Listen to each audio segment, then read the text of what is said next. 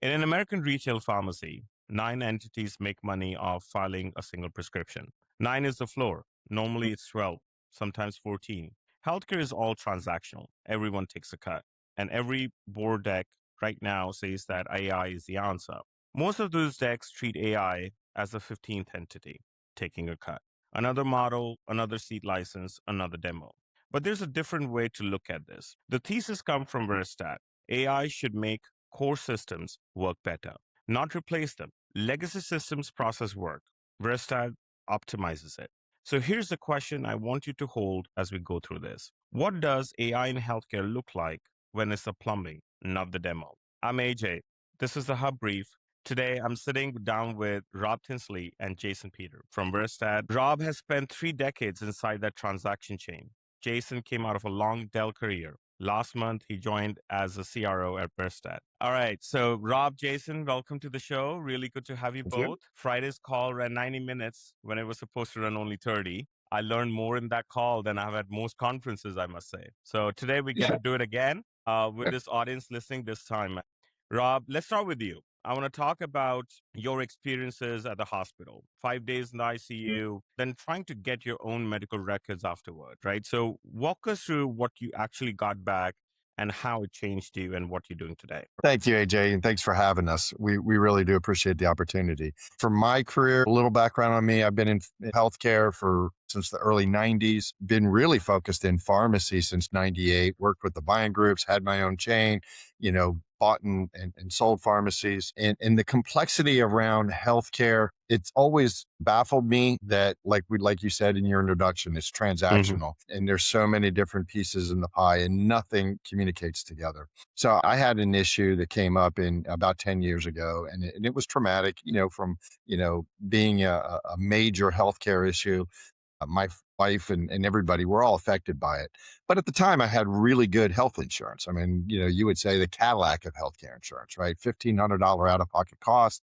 So, I was thinking, okay, man, hospital stay that generated $40,000 in bills. My out of pocket was going to be $1,500, and that's a lot different than it is today because now I'm in a $10,000 spec plan. So I kind of like everybody else, you get bills that come in or $100 here, $400 here, and you just write the check, you pay the bills and you just kind of move on.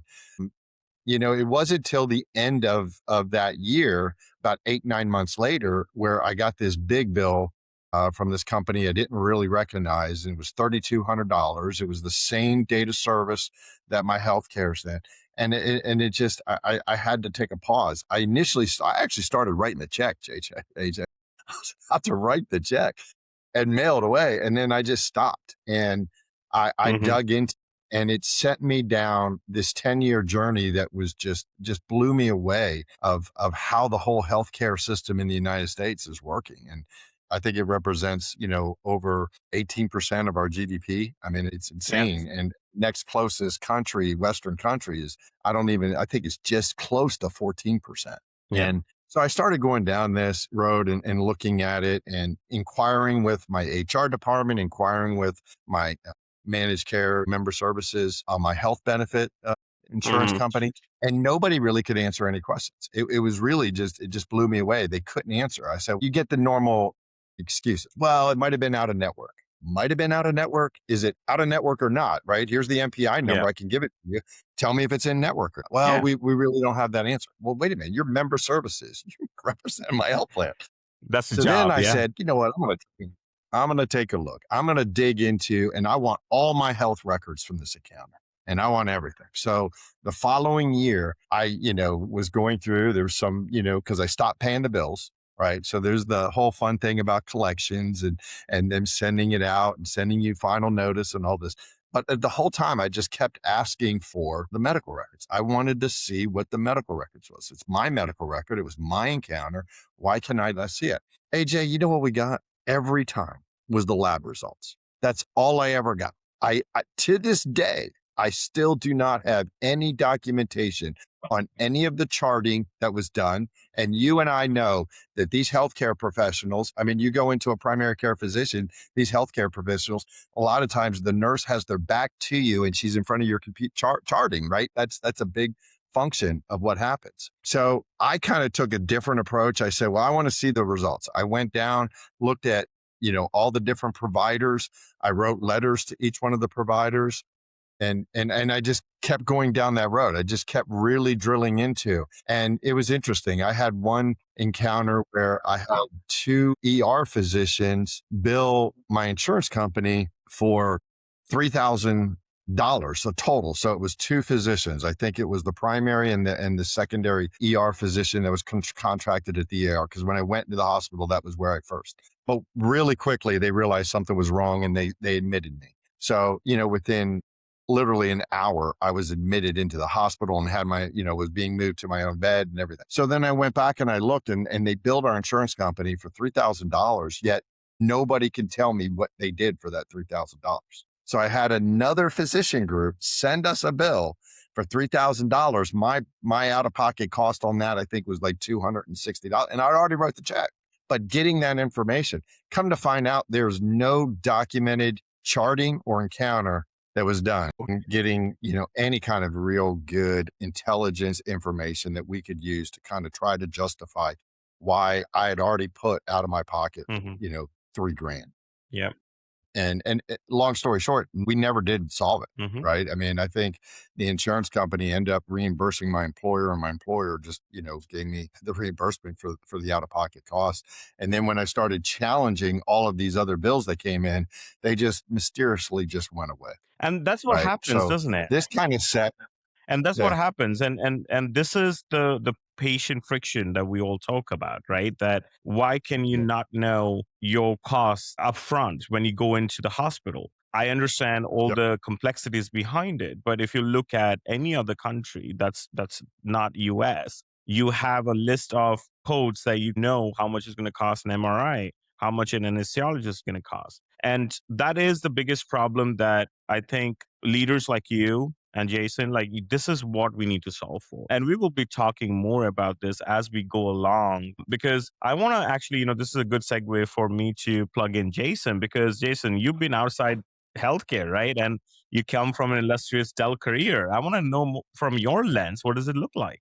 What got you here? Yeah, AJ, thanks. Yeah, thanks again for having us. So I was like a lot of people, I was put in a situation where Dell was restructuring and I was able to take some time off. I'd been with Dell for decades.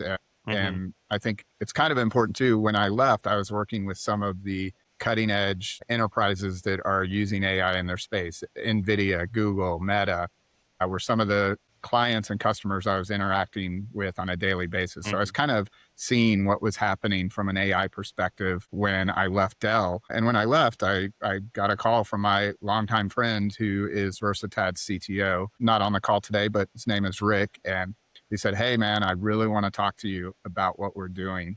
And we spent probably 2 hours on the phone, and he was explaining how this is going to work from a EMR perspective. And I was really just fascinating. And at first, like a lot of people, we have this conversation. I was like, that's just not possible. This is magic. This isn't something that you can do quickly. But after the conversation was over, he showed me some things and he's like, this is possible. It's possible today because of what has changed in the industry, how things have evolved from a technology perspective. And I was like, you're right. And I got connected with Rob. Rob told me the story that he just shared with you all. And I was like, if I can come in and help, I want to. My background is not in healthcare. So I had to drink from the fire hose. I mean, they were using, I thought we used a lot of 3-letter and that words in at Dell, but I was like, what do all these things mean?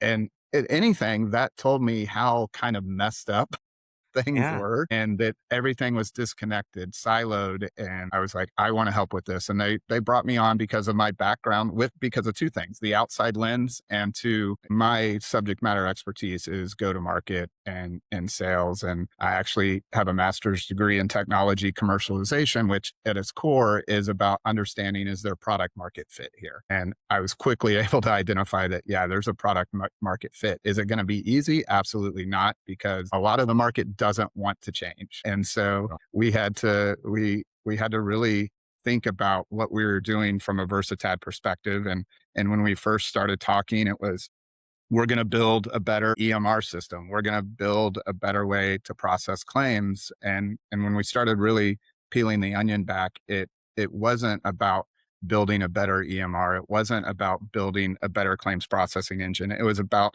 building something that can help orchestrate workflows. And we use that word orchestrate very specifically. And I think we'll probably get into that later. And we decided that some of the places where workflows are the most disjointed, the most messed up is in the healthcare space, in the finance space, in the insurance space. And I was just hooked. I was like, if Yeah. we can come in, use the subject matter expertise, the domain expertise that Rob has and that our CTO has, we can build something that really makes a difference. At the end of the day, it makes the difference for ultimately the person receiving the care, which I think is where a lot of people will agree the market went sideways when people stopped thinking about the patient and were thinking about the facility and how we can make money or how we can save money at the expense of patients. Yeah, and if you think about this, right, Olive AI, remember, $1 billion valuation. We all know what happened, right? They disguised RPA as true agentic orchestrated workflow, and it all went kaput because everything broke as soon as the workflow changed, and humans had to do the work anyway. So for a hospital who just was promised 80% efficiency in their workflow, was just not there. So and we will go into the AI orchestration Mhm. because that's the key that I want my audience to hear. So Rob, you've worked just about every layer of American healthcare workflow, right? Pharmacy, PBM, 340B, TPAs, pharma audit, software, you name it. Now AI orchestration, as Jason was just mentioning. So what's the connective tissue for you? So what does workflow as a discipline look like once you've seen it from that so many seats and so many angles? What does that look for you? It's really interesting. 3 years ago, I took and decided to kind of change my direction of my career and get away from just Hmm. pharmacy and move to the payer side, the TPA side. We've got a nice little TPA that I am a partner of and the CEO of, and it was just really interesting to see, this legacy platform that I inherited, and it really it had no real workflow whatsoever, and it was all just about doing specific functions. And what I quickly realized is it's just not Yeah. scalable, right? I mean, I can't grow and bring in, three, four, 500,000 additional new lives and Hmm. actually, be able to deliver the same type of service that I deliver with the Hmm. business that I have today. Yeah. And that's really what set me down the road of, okay, we gotta pivot. Technology today can do all of these Yeah. things. You know, having a little bit of experience in running operations, as I've done in the past, understanding, how you run operations on the PBM side, how do you do it on the operation side, how do you do it on the GPO side, how do you do it when I was working with physician groups? I quickly realized, looking back at the education that I had around Six Sigma and going through and really learning how to optimize workflow, I mean, it just dawned on me that there's a better way of doing things. And I think 10 years ago, it was hard because everything had to be coded, and you had to bridge that gap between the technologist Hmm. and the operations. And now with AI, it's really Yeah. changed the game and allowed us to really grow, pivot very quickly, as Jason can Yeah. share. I mean, we can really pivot very quickly. So it really just a light bulb went off a few years ago and said, all right, there's a better way. Right? Yeah. There's a better way. And we focused a lot on the initial Hmm. the 2 years ago. A lot of our focus was on just how do you handle all the different data sets, right? I mean, Yeah. you're talking about HL7, all these different data sets and then every different aspect of it.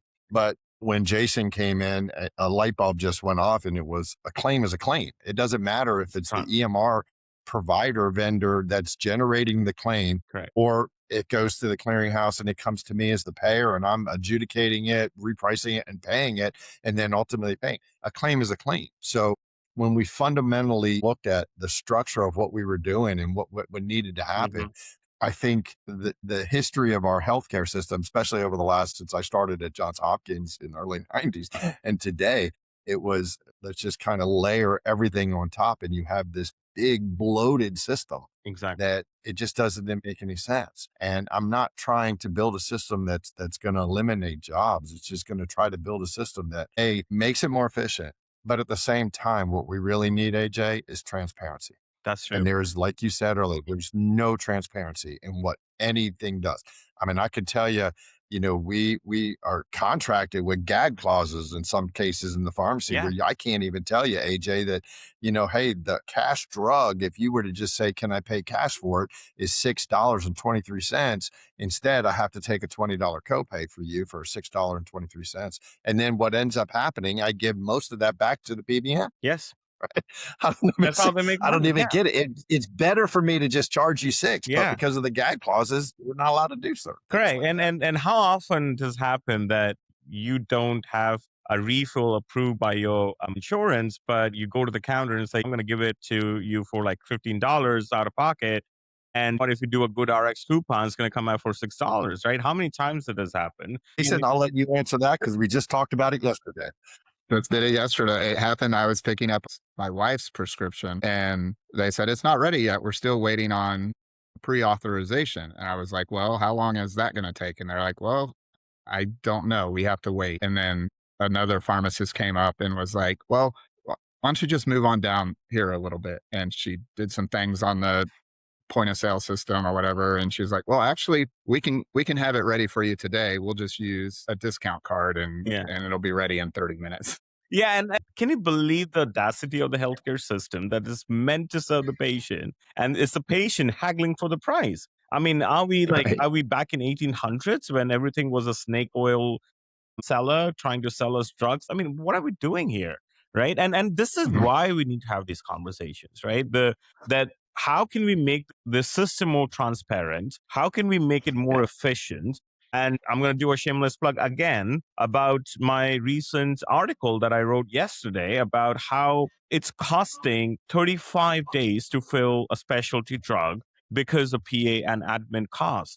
It's not just a cost to the patient, it's cost to the economy, it's cost to the admin over at the provider's office, it's cost at the payer side. We collectively spending billions of dollars just waiting around. And while the patient is waiting for a medication that could be life-saving. So I want to go deeper into the orchestration thesis. So could you walk us through the orchestration thesis the way you put it on the record? Like, the 3 questions you say every healthcare buyer should ask for before signing a contract, right? So does the platform unify workflow state? Can it initiate action under governance?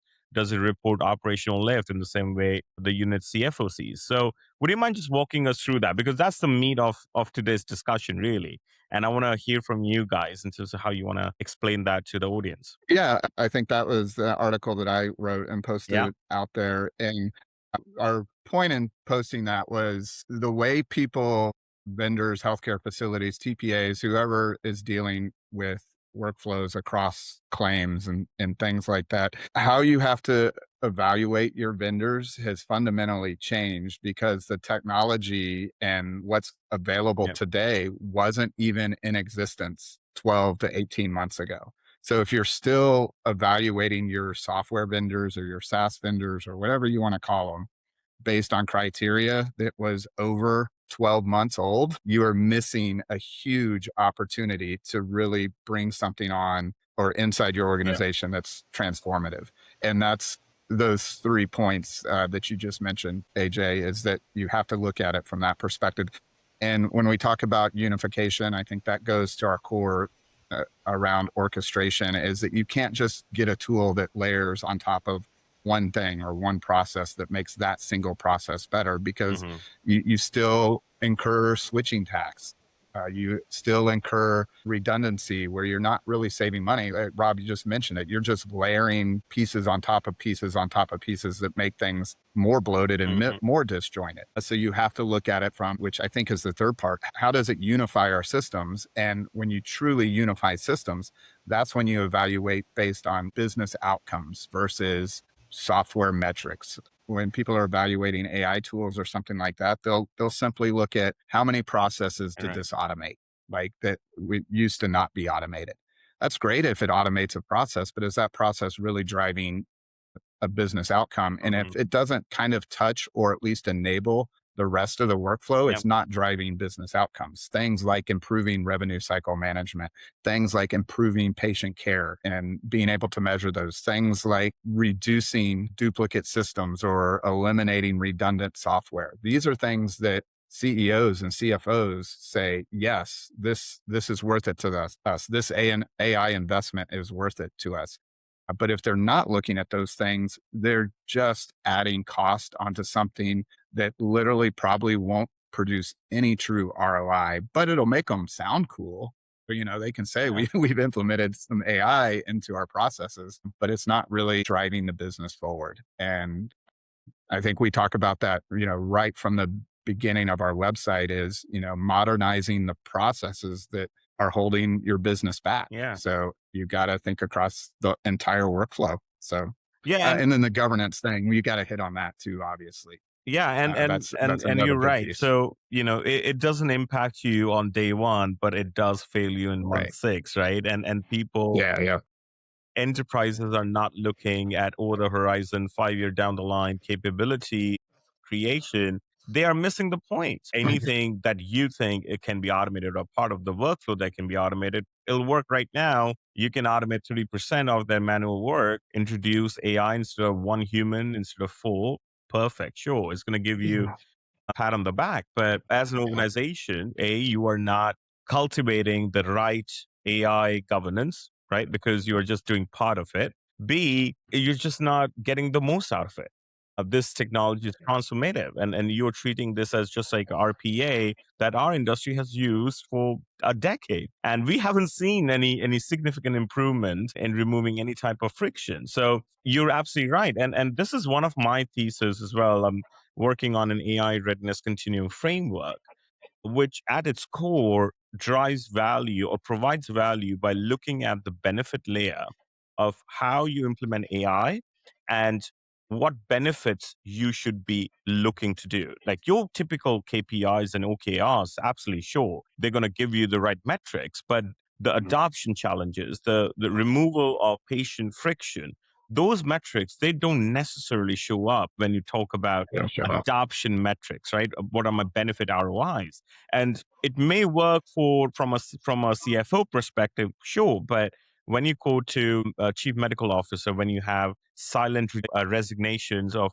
clinicians who are just pushing a button to, your payers being out of sync to the prior authorizations that you're putting through their system, creating phantom capacity. It's just, everything is going to fall apart eventually. So I think that is a very important conversation to be had when we're talking to these enterprises, to really implore them to look beyond now, apart with effective governance, right? I mean, that's what that thesis is, right? Right. So Absolutely. At Versatad, we're spending a lot of time looking at the compliance piece of it. Being in the healthcare side, we've got HIPAA, you got PCI if you're doing any kind of retail, but being in the finance side, you got just as many, different regulatory or accredited pieces that you have to implement. And we're taking, I think, Jason, you can reiterate this, but we're taking a conservative approach on how we're utilizing an AI. So we're giving that control back to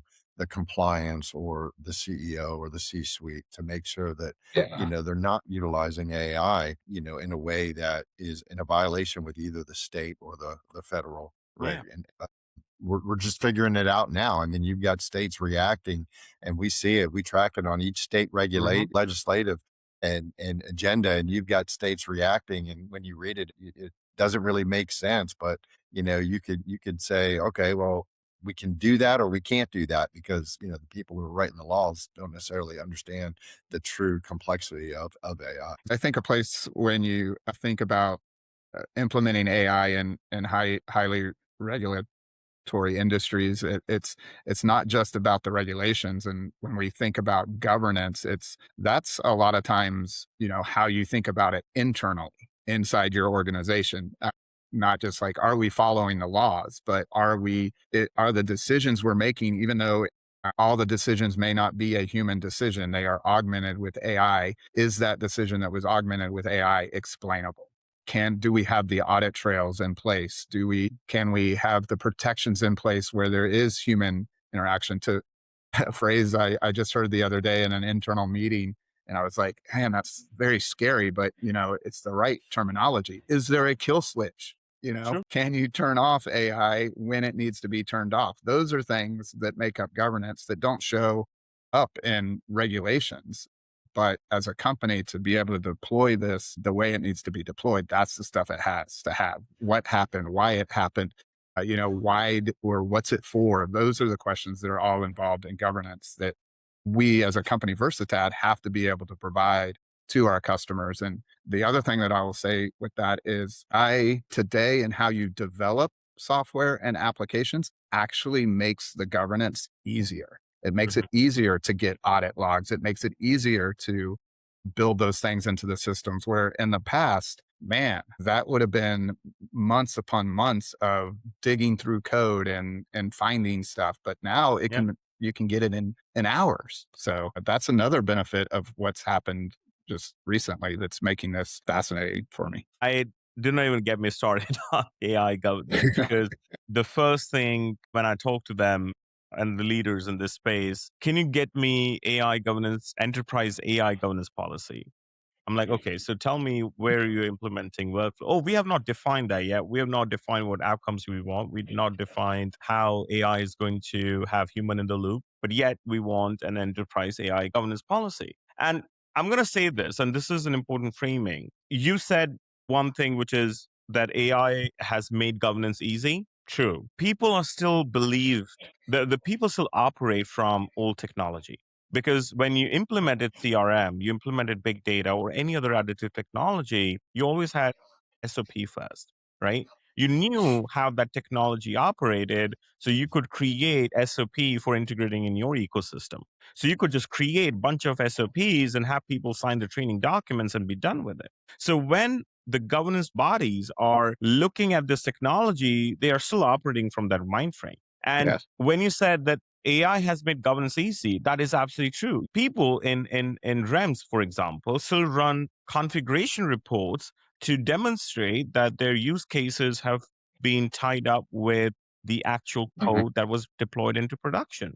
Well, AI can do that as part of its function. And there's a mistrust because not understanding the whole concept or understanding parts of it is more dangerous than understanding everything. Right. So I would say that, the education about how AI operates, how it's going to sit in your workflows, how a unified workflow is important, and how that leads into a structured, auditable governance trail is a complete packaged product that Versatad is providing. And I think this is something that's missing from every board conversation or every senior leadership conversation that every healthcare company is having at the moment. And they're all shooting in the dark, hoping, someone's going to hold their hand, walk them through this darkness. But it's literally a Google search away. I think I may be wrong on this, but when you think about companies and whether or not you define them as an AI native company, and when it comes to things like governance, when you're building your application, the governance and how you manage that is where